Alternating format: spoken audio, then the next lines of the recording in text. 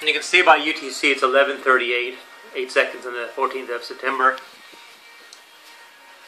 I was just thinking about the collapse of the dinosaurs, and basically, when the Yucatan Peninsula was struck with that massive asteroid which caused a KT boundary, the boundary in the sediment bed, you can purport that there was a large dust cloud that blocked out sunlight, which limited primary production.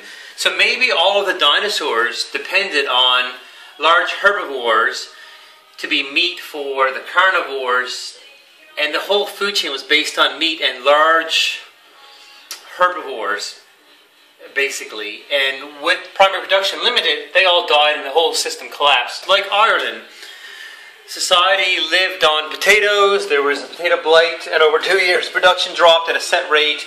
It caused millions of people. So now, compare our current civilization. We exist on a hydrocarbon economy. Every kilocalorie of food we consume takes 10 kilocalories of oil to produce it. And look at the carbon footprint of all the food in my fridge. Let's go to Tesco's. Country of origin, various. That tells us a fucking lot. Where's this from? Mexico, so more lettuce. Grown in the UK, that's a miracle. So Newfoundland sprung greenhouse. He tried to grow cucumbers, which is a logical model, but his business failed. Look, Holland, well, it's pretty close to England. Oh, celery, where could this be from? Oh, UK, that's a miracle. Where is this produced? Hummus, probably England. Oh, beetroot, it's surely got to be England. Okay, UK, could have been Mexico. Strawberries, well, they're English, British strawberries. But sometimes I got shit like asparagus from Mexico. Look, Northern Ireland. So, Herbert William, the father of modern agriculture, he won a Nobel Prize in Peace, Norman, and his last name is Borgai. I cannot pronounce it, but he introduced strains of wheat and modern agricultural techniques into Mexico, Pakistan, and India. Within 2 years, they became net exporters of wheat. And, 1 billion people exist because of his idea. And recently in India, there was like 120 tons of grain that was rotting in a stall. Meanwhile, there's 3,000 dying a day of starvation. If you look at sub-Saharan Africa, all that food aid that we give to all those people over the last decades, all that's doing is creating a large population of people that don't belong on the land, because that land is not productive enough to support them. So eventually, in 50 years' time, when the Middle East goes into the Hubbard curve, if you look at peak oil production for Texas compared to his curve, it matched the model pretty good. So I think it's a logistic distribution. The back of it's steep.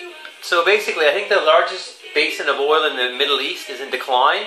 But essentially what I'm saying is that when oil goes into decline at a set rate, if we don't fill the 15 terawatt energy gap very quickly, then there's going to be a global economic disaster and 1 billion people dying of famine, even in Canada. So the risk becomes then, if farmers stop becoming farmers, if we depend on large industry, these conglomerates, these massive food farms for our meat and our veg, eventually over a 10-year period when the whole system falls apart, if there isn't farmers that have their own livestock with their own strains of seed and grains, then,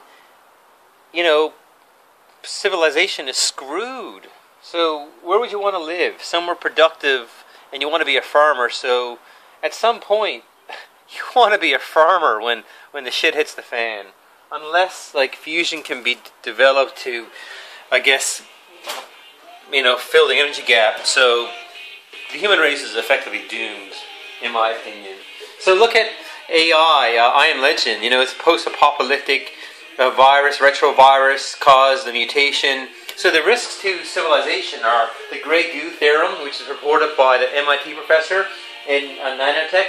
So if you make a self-replicating nano device that can ingest matter, if it got loose, then within 5 days, the whole world's biosphere would be ingested to ankle-deep Negu of quadrillions of nanobots, and then from there, evolution would happen. Earth is made up of roughly 3,900 minerals. 50% of Earth is oxygen. All these atoms can be disassembled and reassembled into nanotechnology. That's the whole idea of gray goo. And the other risk to civilization is like a Class 5 solar flare strike that would knock out the transformers all around the world and destroy the global power grid. Now imagine, what's the daily oil production? Like 80 million barrels a day? Imagine 50 years from now when that drops off to like 10 million barrels a day, and there's wars, there's famine, and now imagine at the same time they get hit by a massive solar strike, which maybe Nostradamus could have predicted that. I don't believe in psychic kind of shit like that, but you know, if these events culminate at the same time, we're fucking doomed. So that's the thing with the collapse of civilizations.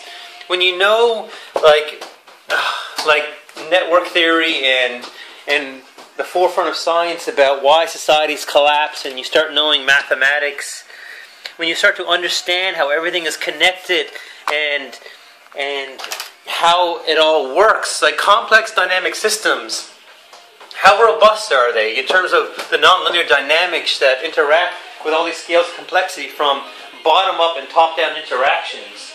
Like, then you got to go into complexity theory. It can be modeled, I believe. So that's my waffling today. At what time is it? It's like 12:43. About to have lunch.